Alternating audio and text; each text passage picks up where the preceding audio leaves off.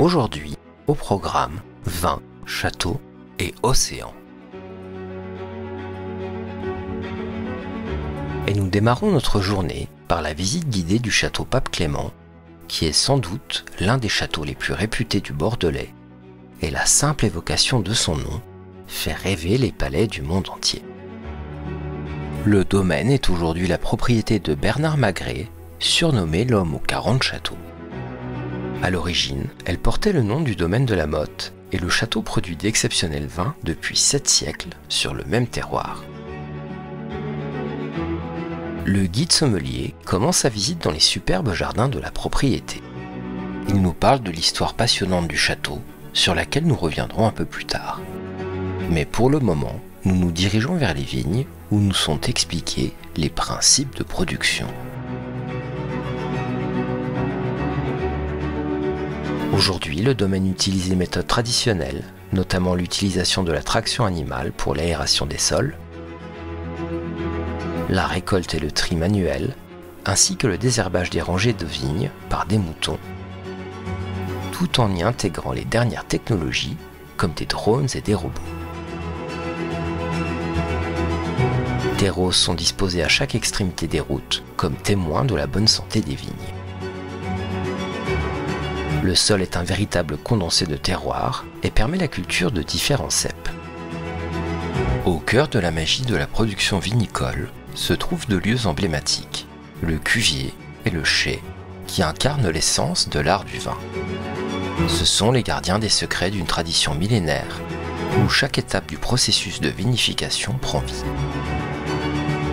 Ainsi, notre visite se poursuit dans le cuvier, réaménagé en 2007. C'est l'endroit où commence l'aventure du vin. C'est là que les raisins fraîchement récoltés trouvent leur première maison. Dès l'arrivée des grappes gorgées de soleil, l'équipe de vinification se met au travail. Les raisins sont triés méticuleusement pour ne retenir que la crème de la récolte.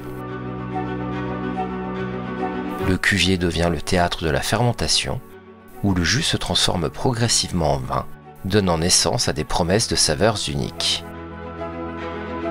Ici, on y trouve 28 cuves qui correspondent toutes à des parcelles d'âge et de cépages différents. L'étape suivante se déroule dans le chai, qui est le lieu où le vin trouve sa résidence pour mûrir, grandir et gagner en complexité. C'est ici que le vin rouge commence son voyage en fût de chêne, acquérant des nuances subtiles de vanille, de bois et d'épices. Les vins blancs peuvent également bénéficier d'un passage en fût, mais souvent ils sont élevés en cuve pour préserver leur fraîcheur et leur fruité. Le chai est l'endroit où le produit peut développer son caractère, son arôme et sa qualité au fil du temps. Les conditions telles que la température et l'humidité sont soigneusement contrôlées pour influencer le processus de vieillissement. Le temps passé dans le chai permet au vin de mûrir, de développer des arômes complexes et de s'adoucir. Et c'est ici que repose le château Pape Clément Rouge pendant 18 mois.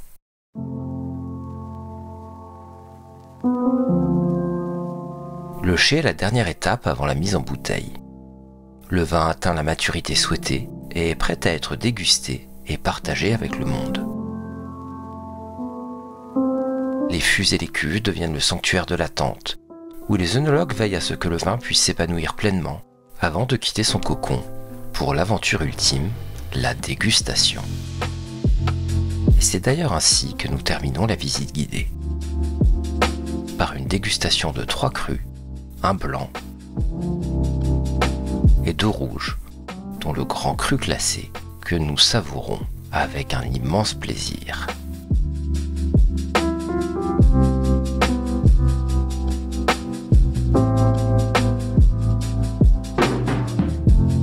La visite guidée se termine et le guide nous incite à prendre le temps de visiter les jardins du château entreaperçus lors de notre arrivée.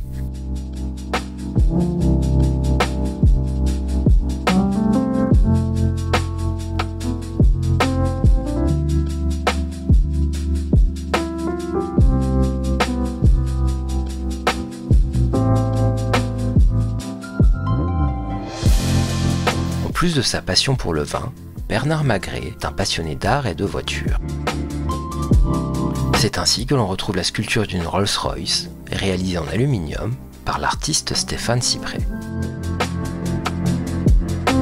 Juste derrière se trouve un magnifique kiosque d'époque, sauvé par le propriétaire et installé dans le parc du château.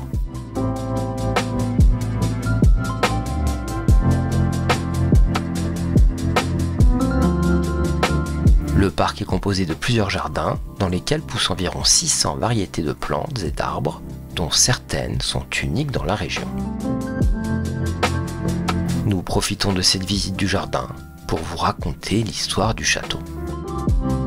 En 1299, le domaine fut acquis par Gaillard de Goth, fils d'une famille renommée du sud de Bordeaux, à la demande de son frère Bertrand, qui ne pouvait pas gérer personnellement la propriété en raison de ses responsabilités religieuses. Ce dernier deviendra l'archevêque de Bordeaux, puis pape en 1305. Il prit alors le nom de pape Clément V. En 1306, juste quelques jours avant la mort de son frère, il hérita du domaine de Pessac, donnant ainsi son nom au château et à son vin. Il avait une profonde passion pour la culture de la vigne et a contribué de manière significative au développement de la viticulture dans la région. En 1309, en raison de ses devoirs pontificaux, le pape Clément V fait don du domaine à l'archevêché de Bordeaux, qui le conserve jusqu'à la Révolution française en 1789. En 1864, Jean-Baptiste Clerc acquiert le château et est à l'origine de son style néo-gothique. Sous sa direction, le domaine s'étend et les vins reçoivent une médaille ministérielle lors d'un concours viticole, élevant ainsi la réputation du château Pape Clément. En 1937, un violent orage de grêle détruit une grande partie du domaine, mais en 1939, l'ingénieur agronome Paul Montagne rachète le château et restaure le vignoble et les caves. En 1959, la classification des grands crus classés de Grave reconnaît la qualité du grand vin. Cependant, dans les années 1975, un manque d'investissement entraîne une baisse de la qualité des vins pendant environ une décennie. Les années 1980 marquent un tournant avec l'arrivée de Bernard Magret, un passionné de vin, qui élève le château au statut international et rétablit la production de haute qualité.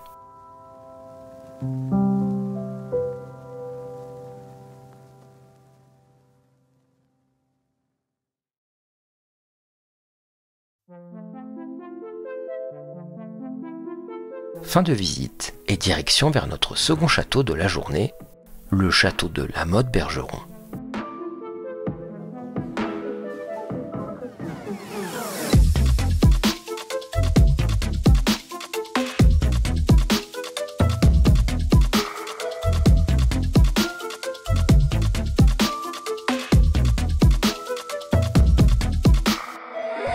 Longtemps considéré comme l'un des plus importants crus bourgeois du XIXe siècle, le château est un domaine de référence du Haut-Médoc. Son prestige vient de l'agronome Jacques de Bergeron, ancien parlementaire, qui se livra à partir de 1796 à des essais en tout genre sur la vigne. On lui doit notamment une méthode de greffe dite Bergeron, longtemps utilisée dans la vallée du Rhône. Le château, quant à lui, date de 1868. Entre 1970 et 2010, la Motte-Bergeron change 3 fois de main. Le vignoble est restructuré, l'encépagement rééquilibré, les chais rénovés. Les vignes occupent 67 hectares sur un beau terroir de Grave.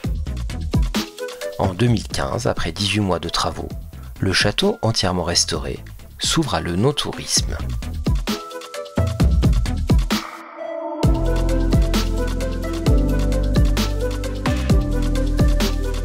Une boutique et des espaces de réception sont créés. Le circuit de visite, unique en son genre, attire chaque année 8000 visiteurs. En 2019, la CAPSA acquiert le domaine avec de grandes ambitions, faire progresser encore le cru, être toujours plus exigeant en matière environnementale, enrichir l'expérience no-touristique. En plus des explications du guide, la visite est agrémentée de vidéos immersives fort sympathiques. Dans le cuvier, un film est projeté sur une des cuves, nous montrant visuellement ce qui se passe à l'intérieur. L'animation est ludique et de toute beauté. Par la suite, nous avons également droit à une vidéo projetée sur la paroi vitrée des chais d'élevage, nous expliquant les process de fabrication du vin. La visite guidée est parfaite et se finit par une dégustation de 3 vins, agrémentée d'un petit jeu où seront mis à l'épreuve nos sens olfactifs, visuels et gustatifs.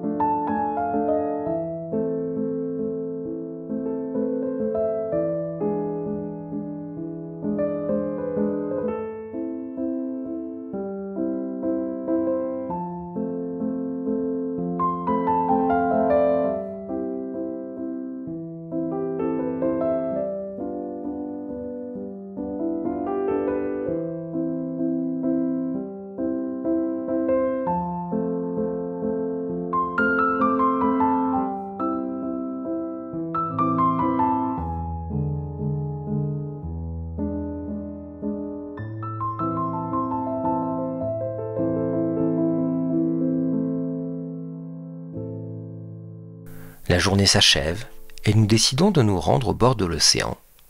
Et nous avons choisi Soulac-sur-Mer, charmante commune située sur la côte atlantique de la France.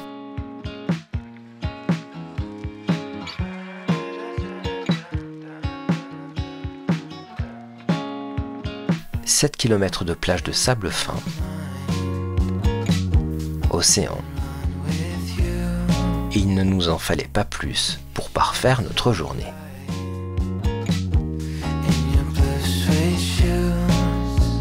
Direction la plage, où nous ne résistons pas à l'envie de marcher les pieds dans l'eau.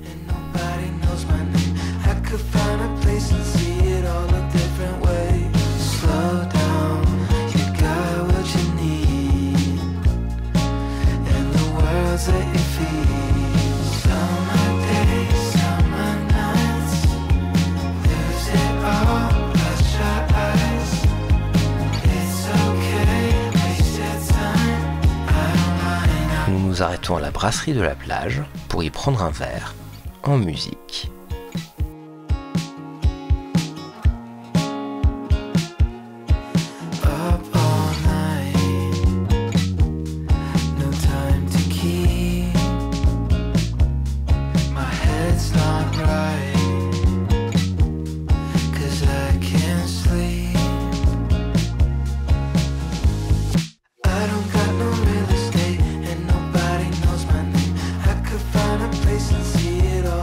Nous y admirons le coucher de soleil, qui est particulièrement splendide ce soir.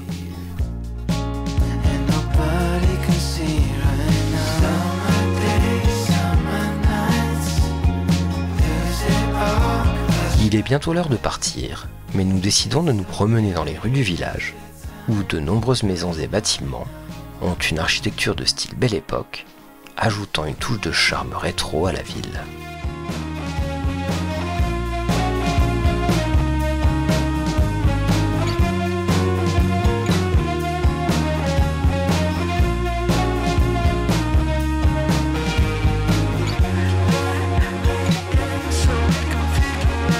À bientôt pour de nouvelles découvertes.